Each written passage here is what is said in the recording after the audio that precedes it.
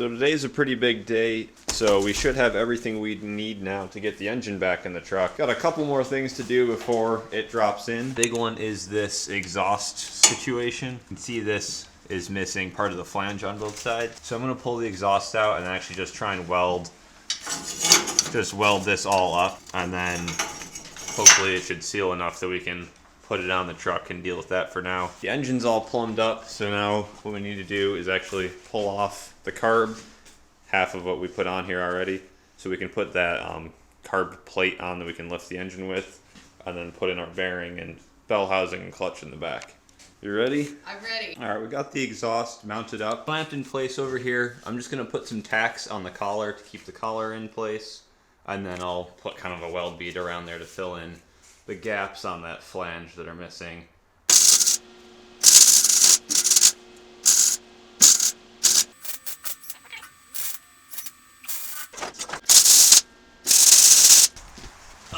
Besides melting the sawhorse onto the exhaust, it looks pretty decent. Over here did not get very good penetration, but that's alright. I had to bridge quite the gap, so it is what it is. So we're about ready now to try and get this over to the other bay.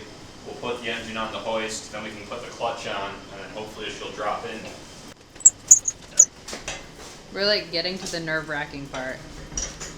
It's only 600 pounds. It's a smidge heavier than last time we pushed it through here.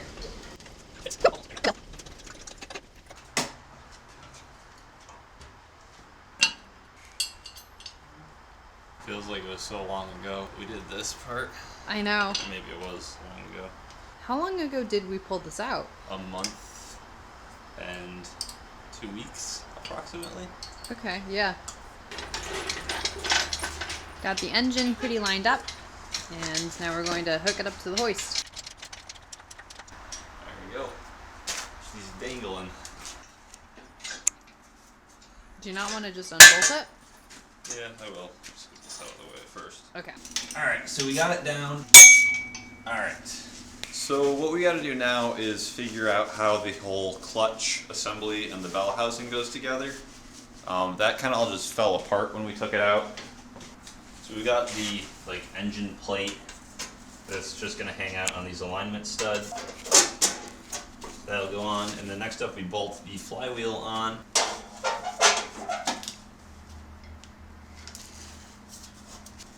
A lot of anti-seize, as this bolt will never get stuck. We got the pilot bearing, supposed to go into the crankshaft.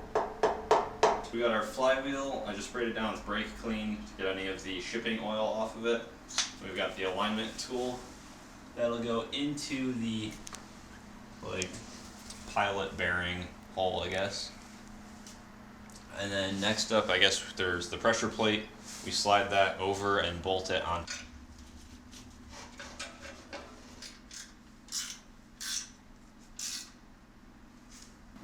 That was a job right there. So next up, I guess, got the bearing and the bell housing and all that.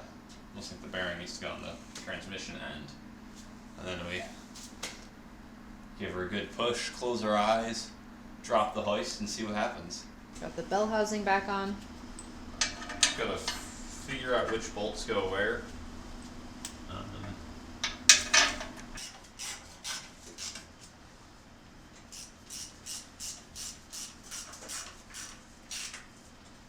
Doing what the instruction manual says.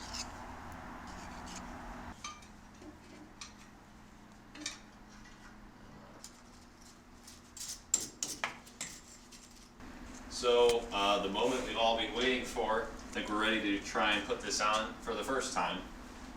And hopefully it goes well, but we'll find out.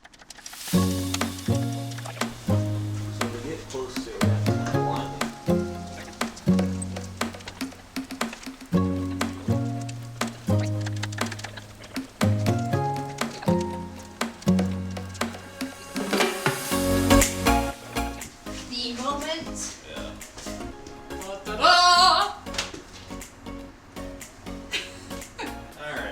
so we gotta lower it down now. Yep. And then pray. yeah, drill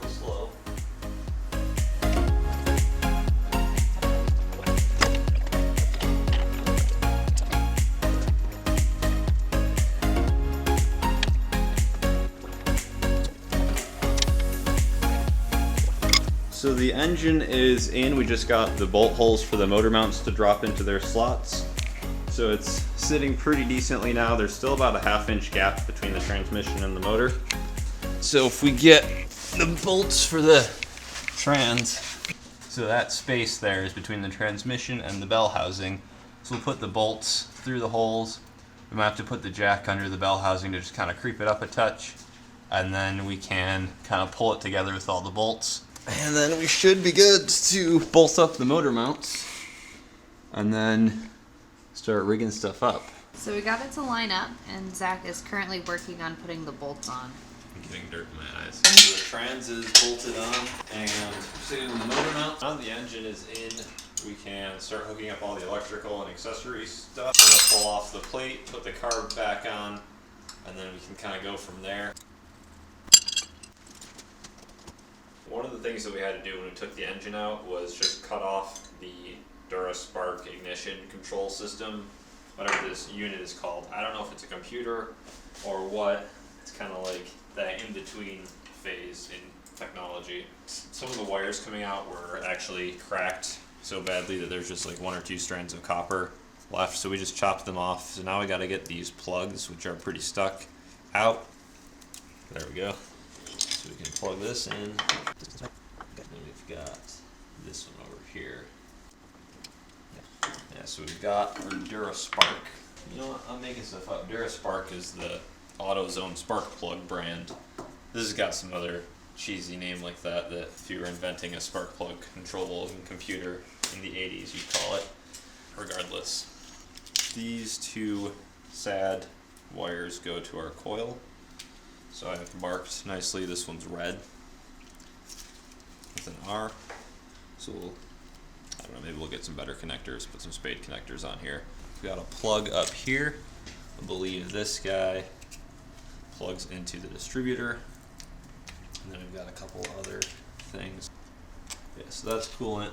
This one down here is oil pressure. You have to screw it back in. Forgot where that thing ended up. What else do we have left? We got this plug here, and this plug here, and this plug here. And I don't know that there's anything to plug those into. This is all fender lighting stuff, which you don't have to worry about. At least this engine won't throw fault codes when things aren't plugged in. Give it that. Got the starter here, just going to clean off the last bits of mouse nest and then bolt this in. It's only got a terminal on the back here. And then there's just a couple other things. We got to figure out where the last few wires go. Just trying to remember. So like this is the battery ground, and then I think it bolts to the frame and the engine block. It's just that kind of stuff, and we're getting pretty close. So we're gonna pull off the valve cover now, and then we're gonna add oil. And then once we've got engine oil in here, we are going to crank over, find top dead center firing for cylinder 1, and then we can set the distributor up to fire on good.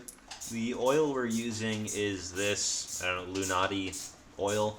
It's a break-in specific oil. Because we're using a flat tappet cam shaft, we need an oil with a high zinc content, which this has. So it's one of the cheaper ones we could find.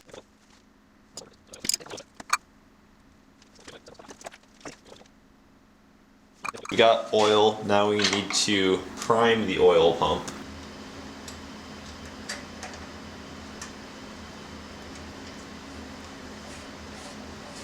Okay, we're turning the oil pump. Yay!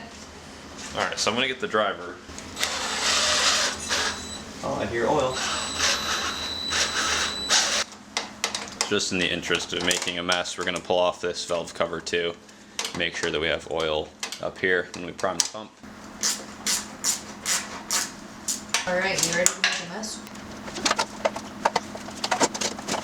So we have oil dripping out of this one. And they're all starting to fill with oil, which means something's working, right? So we gotta find top dead center, but with cylinder number 1 firing. There's one. Alright, so that must be an exhaust and then intake. And now, this is our compression stroke. Yeah. Alright. Alright. Yeah. There's 10 before TDC. Both valves closed, which was 2 complete revolutions, which means we started out already good, but that's neither here nor there. So now we put the distributor in. Alright, so we've got timing set, we put the valve covers back on, and now we're going to put on new plug wires, because we found the truck actually came with a bunch of random spare parts when we got it, and turns out one of those was a set of new plug wires. What we're doing now, you can't really see it, but back behind the head there are 2 ports. There used to be a pipe that would run over, and I guess it connects exhaust from both heads. There's like a valve on there, part of the emission stuff that we got rid of. So what we need to do is plug those ports. The hole that the exhaust flows through is actually threaded for this 5/8 bolt. So I got the shortest ones I could find, but we only need like an inch or less than an inch of threaded bolt. So I'm going to cut these down and then thread them in. And that's definitely something we should have done when the engine was out of the bay, but I'm sure it's not the last thing we forgot. So you can just see the head of the bolt here. It's the back of the head of the engine. So this is the left side or passenger side. I'll do the right side now. This one is a little easier to see what's going on. Got the other side plugged up with the other bolt. Now I just mounted the alternator bracket. We're gonna try and get the alternator and the pulleys all attached. We got the alternator installed. That was kind of tricky just because we couldn't find any pictures of how it mounted originally, and we got some bolts mixed up, but we're all good now. So we've got the crank pulley, the water pump pulley, and the fan goes on there.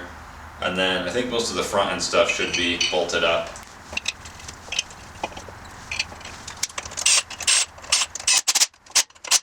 Hey, it's officially a motor once this is installed. So I'm a little nervous because we're like getting pretty close now. I know, we're getting really close. I also feel nervous. It's been like a month and a half of our lives, and I feel like there's so many things that could go wrong. Yeah, I'm sure we'll mess up something. But Yeah, I just hope it's not catastrophic. yeah, basically if something doesn't work, we're just gonna push it to the curb. Zach is working on hooking up the fuel lines. Definitely should have done this first, because now everything's in the way. Next up, I'm gonna put the radiator on and put on the hoses. We'll have to fill this with water. We had to go get some plugs for the radiator. This radiator has adapter holes for the trans cooler, and we don't have an automatic transmission, so we didn't have to use those, but it didn't come with plugs. So that turned into a whole multi-Home Depot trip because I forgot my wallet. Anyway, the radiator's on now. It's nice outside, so we got the door open. We're gonna fill up the radiator now. Just gonna use some water to start with, because we're gonna have to pull it all off again when we go to mount the core support and stuff. But we're gonna fill it up and then attach the battery, and maybe we'll start it. We got the garden hose going. It's like half frozen, so we're not getting a whole lot of water, but I guess in like an hour and a half this will be filled up. As we were filling up the radiator, Zach realized that the thermostat housing is leaking, so we need to fix that. I think what happened, there was so much corrosion in this little like pocket that the thermostat sits in, that the thermostat wasn't sitting flush. It was essentially off at an angle, and because that was sitting, at an angle, then it couldn't clamp flush. When I clamped the bolts down, then this whole thing just sheared right off. So I gotta go find another one of these guys. Alright, we're back. We got a different water outlet. The first one we got wasn't working, so we drove to the further store. We got this one, which should work. It's got the right kind of gasket. So we're gonna give it a go now. It's also, now there's a windstorm outside, and it's snowing, and it's dropped like 20 degrees. So that's fun. That's wind. It's like supposed to be gusts up to 50 miles an hour. We're probably gonna lose power. This is such a pain. Yeah, it is. I feel like it wasn't such a big deal before, but it's probably just because we weren't seating it properly. Today's going well, folks. So we got the thermostat housing cover on and everything kind of hooked up. We've got a couple clamps just to keep the radiator from flopping around, because we don't want this hose to hit the fan. So we've got a decent amount of clearance here and down below.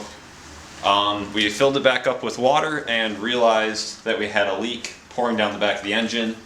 A little investigation, and we realized that the intake was leaking. And then I checked the bolts and they were all not even finger tight, because when we had to do the gasket thing a couple times, we had taken the head or the intake back off and then put it back on and never actually tightened the bolts at all. So water was just pouring out the back. But we tightened them all, so it should be hopefully okay now. I guess next up we need to figure out hooking up the battery, and then once we spend 3 hours on that, we will move on to priming the oil.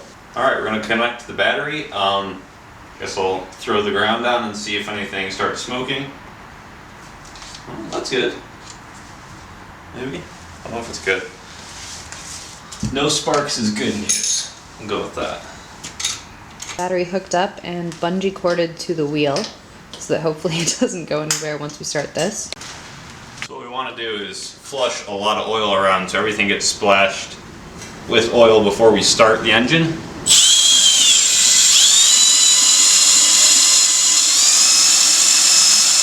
Distributor is going back in. Alright, I guess now's the big moment. Hopefully we've got everything tightened down, taken care of. We're going to start it, try and keep it idling high at like 2,000 RPM. It's got to run for 20 minutes to break in the cam. So that's the goal, but we'll just start off by seeing if we even get power, see if the starter works, and go from there. Here it goes.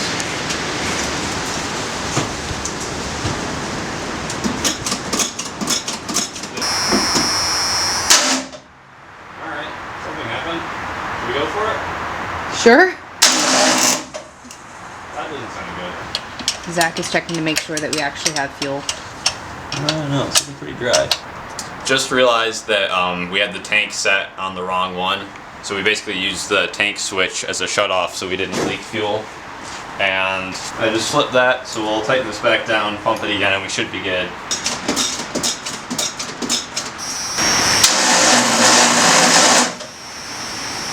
Really does not look happy. No, it doesn't. It's this little wire here that I was trying to ground out this base plate for the solenoid to work. I accidentally put that on the positive terminal.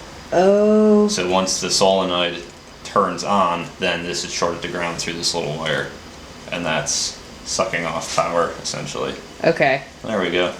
Once we figure it out. That's what we call late night engineering. This wrench. The best wrench. You can probably tell how much we care at this point by the wrench that I'm currently using. Just for context, we both have been sick for like a week.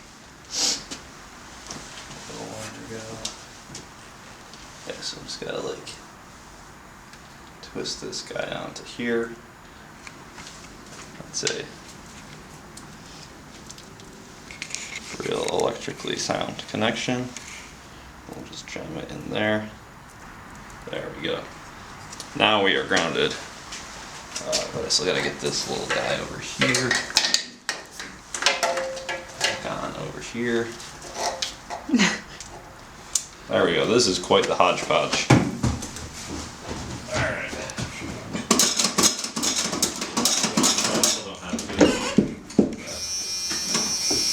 Ready?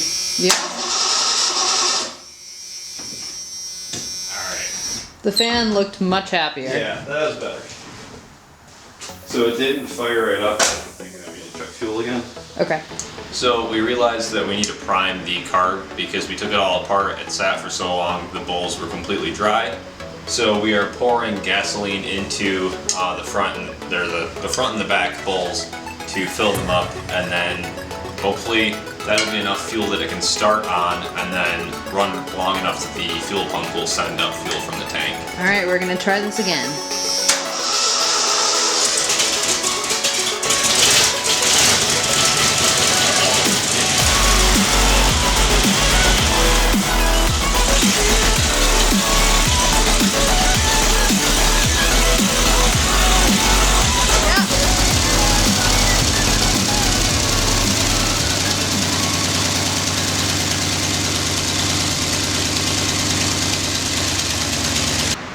So it started up right away, which is pretty good. It means we got spark and timing right.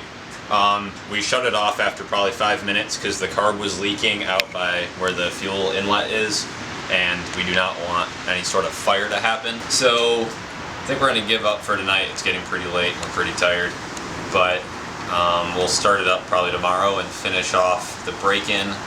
It ran pretty nicely. It seemed like it was pretty strong. We had really good oil pressure, so all that is a positive sign. So it wasn't that bad. It was a long time coming. I know.